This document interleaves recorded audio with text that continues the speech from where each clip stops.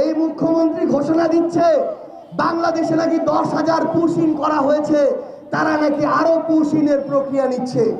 তাহলে আমার এই পররাষ্ট্রমন্ত্রী, স্বরাষ্ট্রমন্ত্রী, প্রধানমন্ত্রী কোথায় থাকে যখন একটা দেশের মুখ্যমন্ত্রী আমার সার্বভৌমত্বকে এভাবে হুমকি দেয়? আমরা স্পষ্ট করে একটা কথা বলতে চাই, আমার ওই সীমান্ত দিয়ে একজন পুশিন আমরা দেখতে চাই না, আমার ওই সীমান্তে একটা হত্যা আমরা দেখতে চাই না।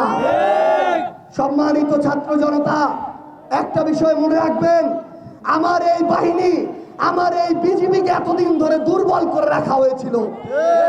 আমার সীমান্তে একটার পর হত্যা হয়েছে আওয়ামী লীগের আমলে, বিজিবিকে প্রতিরোধ করতে দেওয়া হয় নাই। আমরা বিএনপিকে স্পষ্ট করে বলি, বাংলাদেশ সেনাবাহিনী, বর্ডার গার্ড বাংলাদেশ, তাদেরকে সর্বোচ্চ শক্তিশালী প্রতিষ্ঠান হিসেবে গড়ে তুলতে হবে। আমার সার্বভৌমত্বকে রক্ষা করতে হবে।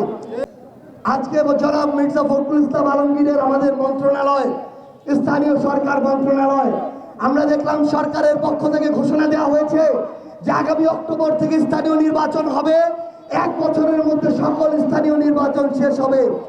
আমরা বিএনপি সরকারকে এটার জন্য ধন্যবাদ জানাতে চাই, কিন্তু একটা হুঁশিয়ারি দিতে চাই, একটা সতর্কতা দিতে চাই, একটা আলটিমেটাম দিতে চাই। জাতীয় নির্বাচনের মতো সরকার থেকে শুরু করে প্রশাসন, কেউ যদি বিন্দু মাত্র চেষ্টা করে স্থানীয় নির্বাচনে ইঞ্জিনিয়ারিং এর চেষ্টা করবে, এই বাংলাদেশে সেটা আর কোনোদিন সম্ভব না। মনে রাখবেন, নেড়া বেলতলায় একবারই যায়। এবার যেই ভোট চুরির চেষ্টা করবে, ইঞ্জিনিয়ারিং এর চেষ্টা করবে, বিগত 3 টার্মে যারা ভোট চুরি করেছিল তাদের যা অবস্থা হয়েছে, এবার অবস্থা তার চেয়েও খারাপ হবে।